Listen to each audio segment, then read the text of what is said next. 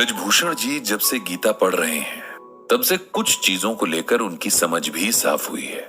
जैसे कि पहले अगर उनके साथ कुछ ऐसा होता जो उन्हें परेशान करता, यहाँ तक कि ऑफिस में होने वाली छोटी मोटी परेशानियां भी होती, तो वे अपनी किस्मत को कोसने लगते थे। जरा कुछ बड़ा दुख आ जाए तो भगवान को ताना देने लगते थे। लेकिन जब से गीता की शरण में गए हैं, उन्हें जीवन का सार समझ आ गया है। जानते हैं कि जो भी उनके साथ घट रहा है वो पिछले कर्मों का फल है। बिना भुगते वो अकाउंट सेटल नहीं होगा, इसीलिए सर झुकाकर सब सहना होगा। आखिर अपनी बोई फसल है, जैसी भी होगी शिकायत नहीं कर सकते। दोस्तों, आप सुन रहे हैं गीता ज्ञान कुकू एफएम पर। तो अब वापस आते हैं पंडित जी पर। अब तो ये हाल है कि सुख हो या दुख, पंडित जी हर सिचुएशन को दर्शक के भाव से देखते हैं। उसमें शामिल होकर भी शामिल नहीं होते। जैसे कोई व्यक्ति बारिश में तो खड़ा हो लेकिन भीगे ना। जीने की एक कला गीता ही सिखा सकती है। लेकिन ब्रजभूषण जी जानते हैं कि गीता पढ़ने से पहले भी ये आर्ट अगर वो सीखना चाहते तो सीख सकते थे। एक लाइव एग्जाम्पल उनके सामने था। लगातार कई साल वो उन्हें देखता रहा, उनसे मिलता और बात करता रहा, लेकिन तब उम्र इतनी छोटी और बुद्धि इतनी कम थी कि ये बात समझ ही नहीं आई। वो तो आप जाकर गीता पढ़ते हुए रह रहकर उनका ख्याल मन में आ जाता है, तो आंखें नम हो जाती हैं और सर इज्जत से झुक जाता है। ये कर्मयोगी थे उनके दुबे सर।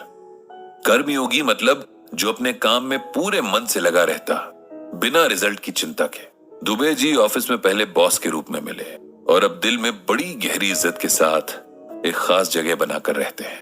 पंडित जी तब मुश्किल से 21 साल के रहे होंगे जब उनकी सरकारी जॉब लग गई थी। वो वक्त ऐसा ही था कि पढ़ाई पूरी होते ही लोगों को गवर्नमेंट जॉब मिल जाया करती थी। तब इतना कंपटीशन भी नहीं था और एप्लीकेंट्स भी कम ही हुआ करते थे। दुबे सर उनके पहले बॉस थे, या यूं कहें कि पहले स्कूल कॉलेज के बाहर पहले टीचर, जिन्होंने सही मायने में एक डिसेंट इंसान होना क्या होता है ये सिखाया था। उनकी पूरी पर्सनालिटी जैसे सिंप्लिसिटी की पहचान थी। वे बहुत पढ़े लिखे थे, अच्छी खासी पोस्ट पर थे, लेकिन घमंड जैसे उन्हें छूकर भी नहीं गुजरा था। उन्हें देखकर पंडित जी सोचा करते कि जब हर कोई खुद को जो है उससे ज्यादा ही साबित करने की कोशिश कर रहा है, ऐसे में दुबे सर के बारे में कोई भी तभी जान सकता था जब उनसे बात हो, वरना उनका रहन सहन देखकर कोई अंदाजा नहीं लगा सकता था कि उन्हें कितनी नॉलेज और एक्सपीरियंस है। पंडित जी जब ब्रजभूषण हुआ करते थे, यानी उन्हें गीता पढ़ने में इंटरेस्ट तो था, लेकिन गीता को उन्होंने अपनी लाइफ में अप्लाई नहीं किया था और उम्र भी कच्ची थी, इसीलिए बहुत सारी बातें उन्हें समझ नहीं आती थी। ये तब की बात है। उन्हें ये नहीं समझ आता था कि इतनी बड़ी पोस्ट पर होते हुए भी दुबे सर इतने डाउन टू अर्थ कैसे हो सकते हैं। उनके अंडर काम करने वाले लोग उनका कितना मजाक बनाते हैं, उनका फायदा उठाते हैं, लेकिन उन्हें जैसे कोई फर्क ही नहीं पड़ता। जब भी ऑफिस में कोई अच्छा काम होता है, तब बजाय अकेले उसका क्रेडिट लेने के सारी टीम का नाम आगे कर देते हैं। लोग हर एक बार एक ही झूठ बोलकर उनसे लीव साइन करवा लेते हैं, लेकिन वो जानकर भी अनजान बने रहते हैं। किसी के काम में गलती हो तब उसे डांटने के बजाय समझाने लगते हैं कि इस काम को ऐसे नहीं करना है। खुद पंडित जी के साथ भी कई बार ऐसा हुआ कि उनकी गलतियों पर उन्हें फटकारने के बजाय दुबे सर ने उन्हें बिठाकर काम करने का सही तरीका बताया था। दुबे सर हर किसी से बड़े अपनेपन से मिलते थे, सबके सुख दुख पूछते थे, कई बार उन कामों में भी हेल्प कर देते थे जो उनके थे ही नहीं। पंडित जी को ये बातें बड़ी हैरान करती। वो देखते कि ऑफिस के कुछ कामचोर लोग समझ न आने का बहाना करके उनके पास काम लेकर बैठ जाते हैं और दुबे सर उनका काम कराते रहते। यही लोग बाहर जाकर उनका मजाक भी बनाते हैं। अच्छा, पंडित जी को दुबे सर बहुत एनकरेज करते थे।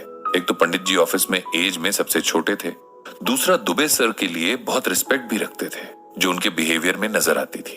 एक बार उन्हें दुबे सर के साथ एक वर्कशॉप पर दूसरे शहर जाने का मौका मिला। रास्ते भर दोनों में खूब बातचीत हुई, दोनों के इंटरेस्ट बहुत मिलते थे। इस सफर में पंडित जी को दुबे सर के बारे में बहुत कुछ जानने को मिला, उनकी लाइफ, उनकी स्ट्रगल, बहुत कुछ। बातों बातों में पंडित जी बहुत हेजिटेशन के साथ दुबे सर से पूछ ही बैठे कि वे आखिर इतने सिंपल क्यों हैं, इतनी बड़ी पोस्ट पर होकर भी उन्हें अपनी सेल्फ रिस्पेक्ट क्यों नहीं है। दुबे सर इस बात पर पहले तो खूब हंसे और फिर हल्की मुस्कान के साथ बोले, क्योंकि मैं जानता हूं कि मैं कौन हूं। अब इस बात से तो पंडित जी और हैरान हो गए। बोले, सर ये तो सभी जानते हैं कि वो कौन है, इसमें नया क्या है? यही तो असली बात है कि हम नहीं जानते कि हम कौन है। जिस दिन हमें ये रियलाइज हो जाता है, सब इजी हो जाता है। और ये रियलाइज कैसे होता है? पंडित जी ने पूछा। गीता ज्ञान से, दुबे सर ने जवाब दिया। गीता हमें सिखाती है कि आत्मा और शरीर का रिश्ता क्या है और क्यों हमें किसी बात का, किसी काम का घमंड नहीं करना है। अब जैसे आपने क्वेश्चन किया कि मैं इतनी सिंपल लाइफ क्यों जीता हूं, मुझे हैरानी है कि जिस बात पर मुझे कॉम्प्लीमेंट मिलना चाहिए था, उस बात पर मुझसे क्वेश्चन किए जाते हैं। और आप पहले नहीं हैं जिसने मुझसे ये पूछा है। मेरी फैमिली के लोग तक मुझसे शिकायत करते हैं। उन्हें लगता है कि मुझे अपने स्टेटस का शो ऑफ करते रहना चाहिए, अपने अंडर काम करने वाले एम्प्लॉय से थोड़ा रोब से पेश आना चाहिए। लेकिन ये सब लोग ऐसा करते हैं क्योंकि उन्हें गीता का ज्ञान नहीं है।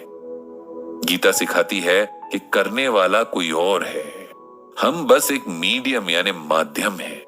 इसीलिए हमें इस बात पर कोई घमंड नहीं होना चाहिए कि हम ये हैं, वो हैं, हमने ये किया, वो किया। अब आते हैं आपके क्वेश्चन पर कि मैं जैसा हूं वैसा क्यों हूं। तो उसके लिए आप गीता का ये श्लोक सुनिए। अनाश्रितः कर्म फलम कार्यम कर्म करोति यः सह सन्यासी च योगी न निर्निग्ना चाक्रियाः। इस श्लोक में भगवान कृष्ण कहते हैं कि हे अर्जुन, जो मनुष्य अपने कर्मों के फल की इच्छा किए बिना कर्म करता है और अपनी जिम्मेदारी को समझते हुए अच्छे कर्म करता है, वो योगी है। जो अच्छे कर्म नहीं करता वो संत कहलाने के काबिल नहीं है। अगर मैं ऑफिस में काम करता हूं, तब वो काम इसलिए नहीं होना चाहिए कि इसके बदले लोग मुझे रिस्पेक्ट दें या कोई सर्टिफिकेट दें। मुझे वो काम इसलिए करना है क्योंकि ये मेरी रिस्पॉन्सिबिलिटी है। यही बात अपनी फैमिली और सोसाइटी के लिए किए काम पर भी अप्लाई होती है। अगर मुझसे किसी ने हेल्प मांगी, चाहे किसी भी इंटेंशन से मांगी, मेरा कर्म है कि मैं अगर वो कर सकता हूं तो उसे हेल्प करूं और भूल जाऊं। जितना हो सके अच्छे कर्म करूं, ऐसे कर्म जिससे कोई हर्ट ना हो, किसी का बुरा ना हो। बस अगर इस छोटी सी बात को भी हम अपनी लाइफ का एम बना लें तो संत बन जाएंगे। गीता हमें यही सिखाती है। शायद यही वो मोमेंट था जब पंडित जी को सही मायने में गीता की तरफ मुड़ने का मोटिवेशन मिला। दुबे सर ने कितनी सिंप्लिसिटी के साथ इतने डीप मैसेज को समझा दिया था।